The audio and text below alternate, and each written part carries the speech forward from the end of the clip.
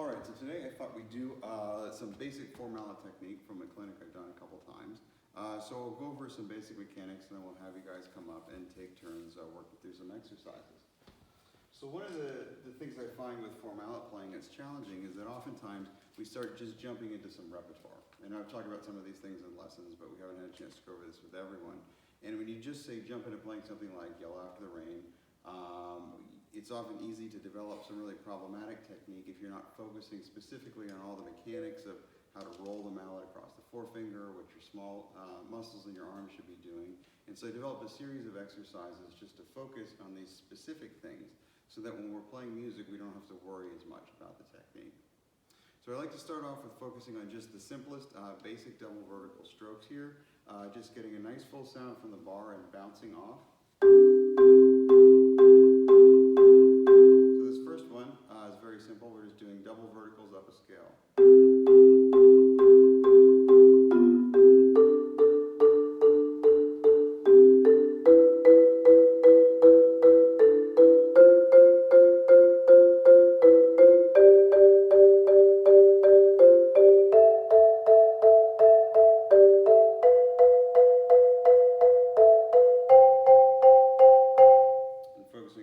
Motion right from the wrist with a minimal amount of arm.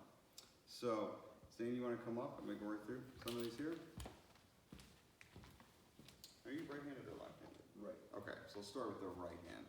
I think it's good to start with one hand at a time because that way we can focus all of our mental efforts on that one hand in particular.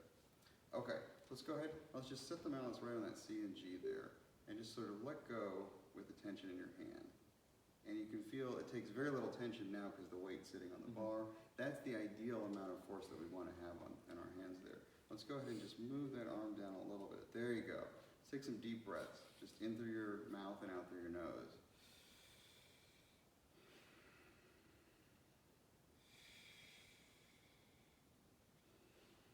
Okay, now try in through the nose and out through the mouth.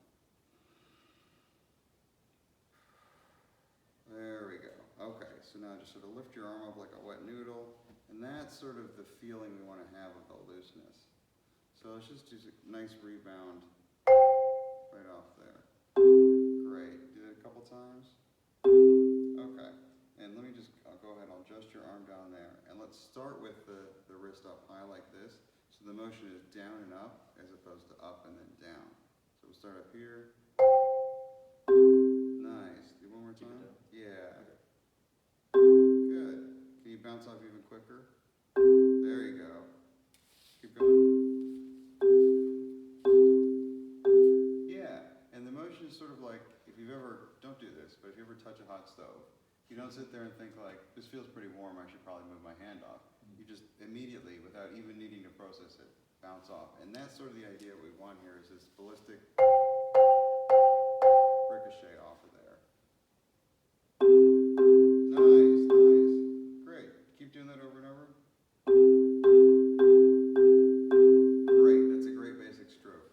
Last thing is just pump that forefinger out a little bit more. And we'll talk later on, as opposed to down here. You get it out past the thumb.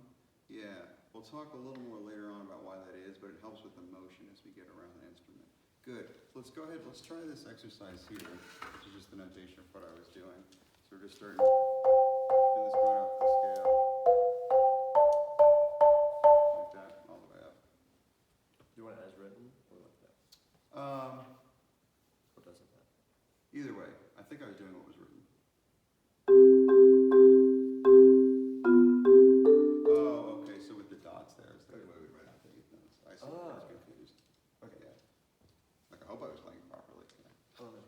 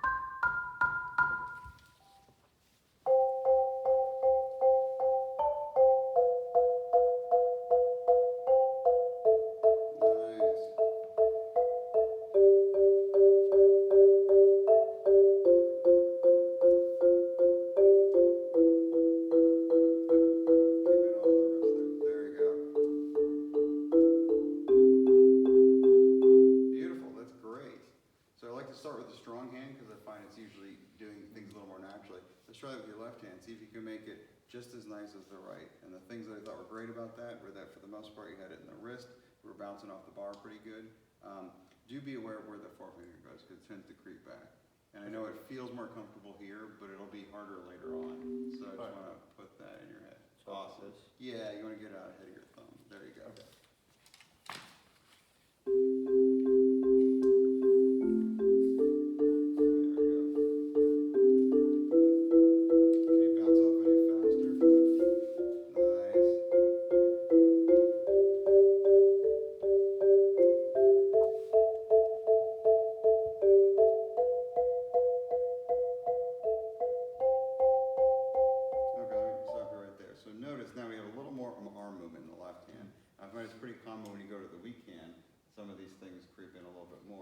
So try and make that just as nice in terms of the wrist stroke as you had with the right hand.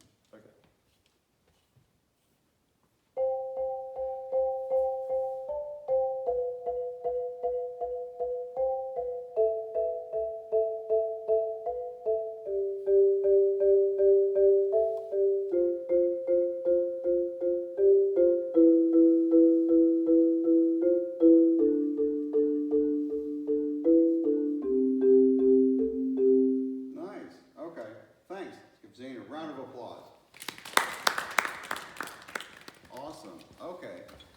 So after that, I find that's a great way to establish some facility with the basic double strokes. But probably the music that you're going to be playing is going to involve more than just the one interval.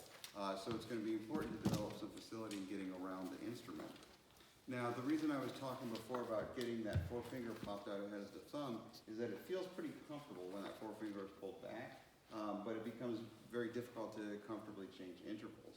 And so by getting that forefinger up like this, you can roll that stick around on there. And the second exercise on here helps to develop that interval shifting ability. So you want to give some of these a shot like we were talking about in your lesson? Okay, so you're right as well, right? Okay, just go, turn the keys around so they don't, Yes. yeah, get on the instrument. Nice. So, okay, let's just start here with this one with the right hand lead, and we're going to start down in the sixth like this. And remember, we just roll that up for each of those in there. And that feel is just like, there you go, that kind of thing going down.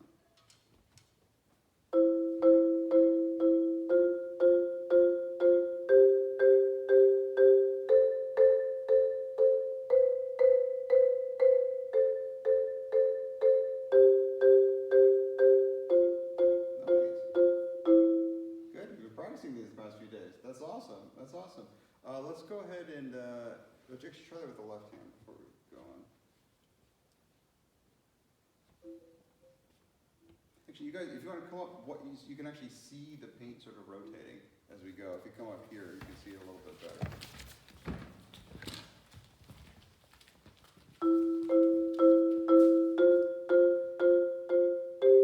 Oh, sorry, I confused you by pointing that one there. So with the left hand, remember, it's always Yeah, it would be awesome. Yeah, yeah. So you'll see, it's like you'll see the paint rotating. Yeah.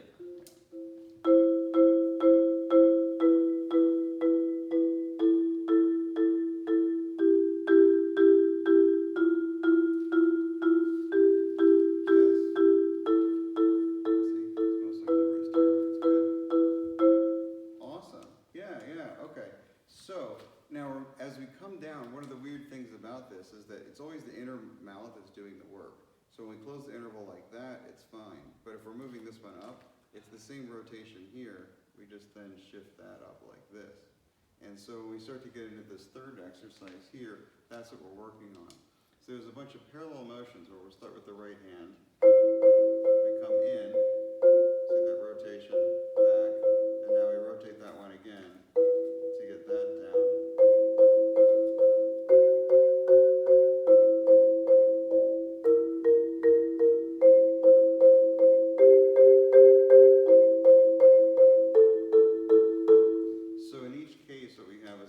Of the motion of the inner one, and then that same rotation as it applies to moving the outer mallet. So why don't you go ahead and try that one then with the right hand.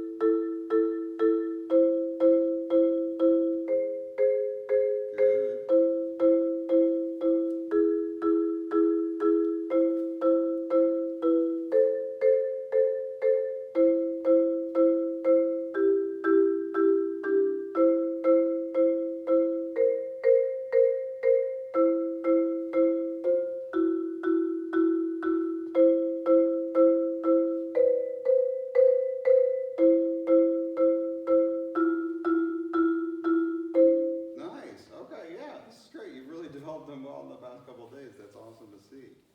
So what you get from doing this is that you're getting a facility shifting basically from any interval to any other interval. So I've got here a series of ones where we grow from the sixth, the seventh, doing this in an octave,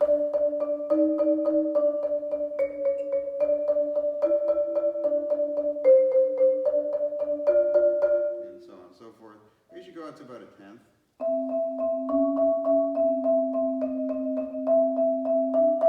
By the time you've done that, you've gotten comfortable moving from basically an interval to almost any other interval from that.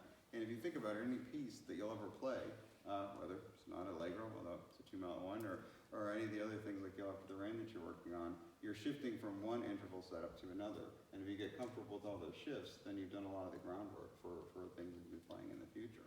So, awesome. Okay. Once you've mastered some of those double vertical strokes, it's time to go on to the lateral ones. Do you want to give some of these a shot like we're doing in your lesson? Sure. Okay. So here, now it's a more complicated movement because instead of the two coming down at once, we're rotating say, between them. And so the first thing to do is a variation on that exercise we were doing earlier, which just goes.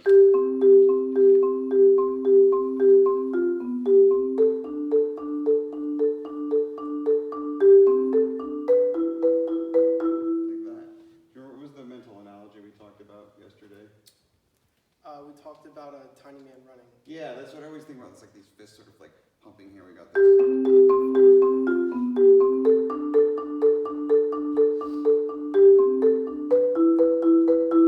And one thing that's helpful about this is you have to be pretty loose in order to get the lateral movements happening.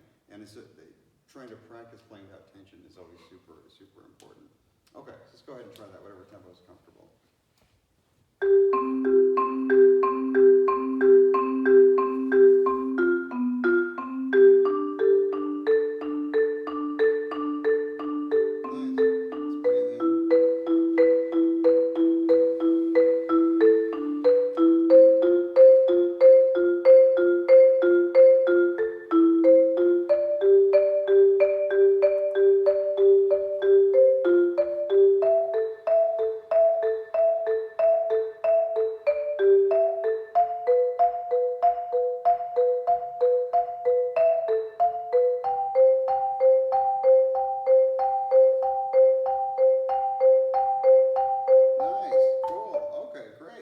It's good. You've been absorbing these things bit by bit all week. So once you get comfortable with that, that's when it's time to, I think, get into some of the really tricky stuff. Did you work on this one at all yesterday? A little bit. You want to do it? Okay. So actually, I'll explain what it is first for everyone else. So now we got the fifth, I think, is a good, comfortable interval to start with that. If a fourth feels better or a sixth feels better, the interval isn't super important. I think start where you're comfortable and then work on expanding that. So here we're moving down to thirds to just do scales like this.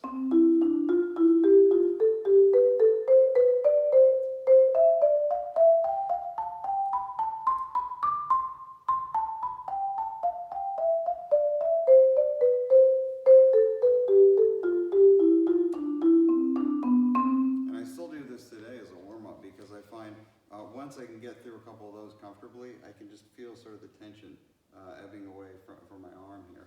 And it's a great way to develop that facility with the lateral strokes. Let's go ahead and give that a shot. Sorry.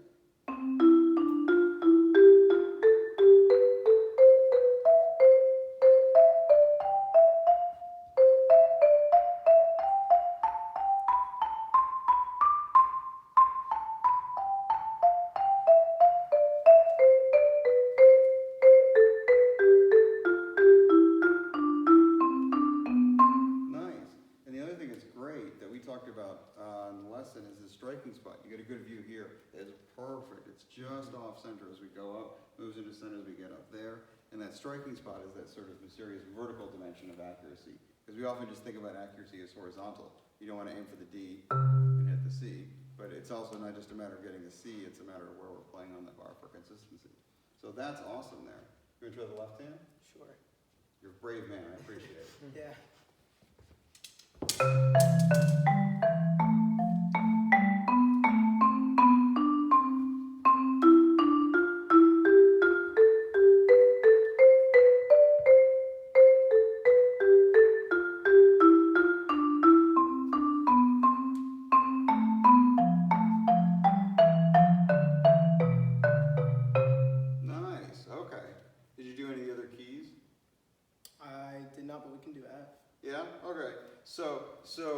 It's good to then expand this out because not everything will play as a C major, for better or for worse.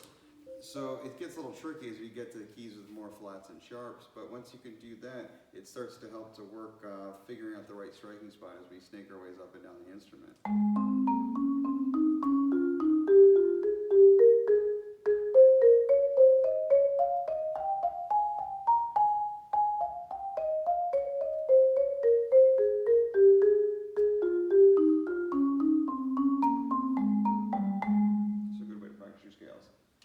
So I've just written everything out here in C major, but all these exercises work fine in pretty much any key. But I always like to start with the simplest thing. Let's go from C, let's try this in F. With the right or left hand? Your choice. Right hand. Right hand.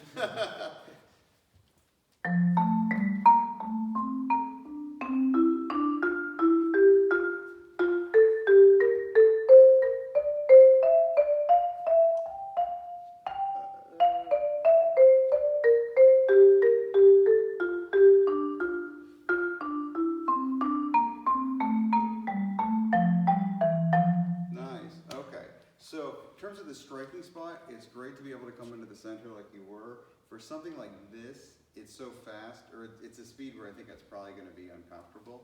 Like I do work on them that way sometimes, but if your stroke is coming from here, it's gonna be hard to get that one there. So why don't you try that again, going for just the very edge of the bar.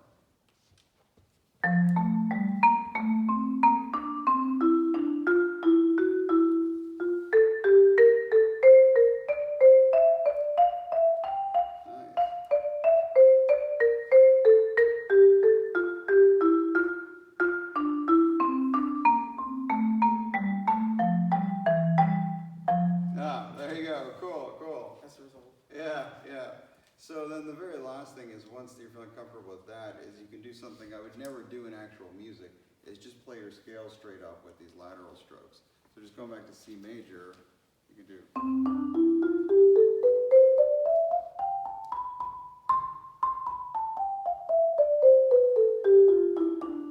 So don't do that in your band. I wouldn't even do that with like passages you're playing for your solos, but as an exercise I find it's really useful in getting everything loose and limber in here. I still use these warm-ups today, and one of the things that I find real helpful is when I'm playing on different instruments, because I can't always have the ones that I'm comfortable with at home, you know, the bar sizes vary, which is sort of crazy. I wish we could have standardized bars on the instruments, but we don't. And so I find going through these on the instrument I'm performing on helps me adjust to the thing that I'm going to play that night. So do you guys have any questions about the exercises? Or formal technique? Anything? Anyone want to try this crazy one with the scale? Yeah. All right, Zane is volunteering. Just need two then? Yeah, just two is fine.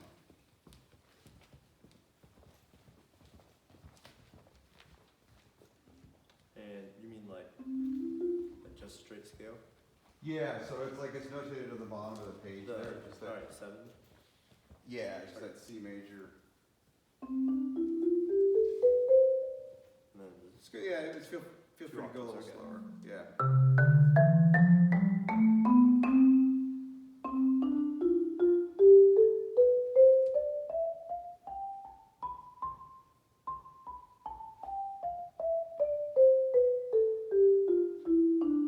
Nice, nice. Can we do that again? Make sure the arm is down and we're sort of bouncing like that sort of tiny guy jogging I was talking about, like that there. And then also think about the striking spot, because we tend to move in a curve. The instrument's on a line, so your striking spot sort of moved as you Okay. went up there. So think about just using your elbow to adjust, and you can figure out the movements on the fly to keep it right in that spot over there. Okay.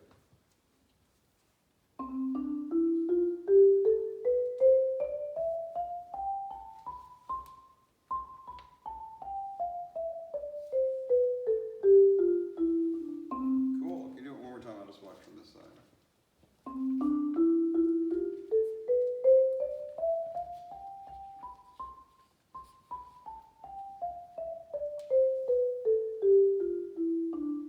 Great. Yeah, so the stroke's really coming along there. I was commenting about the posture there because we were talking about this last night. Once we start focusing on something, it's easy to sort of, Okay. get it, especially because you're on the taller side, we probably raise this up normally a bit. But I do the same thing too, like for playing soft snare drum, or a lot of stuff on xylophone, it feels, I don't know, helpful in the moment to sort of crouch down nearby, but then what you're doing over time is putting a lot of stress on your back, and that's not something I'm gonna do.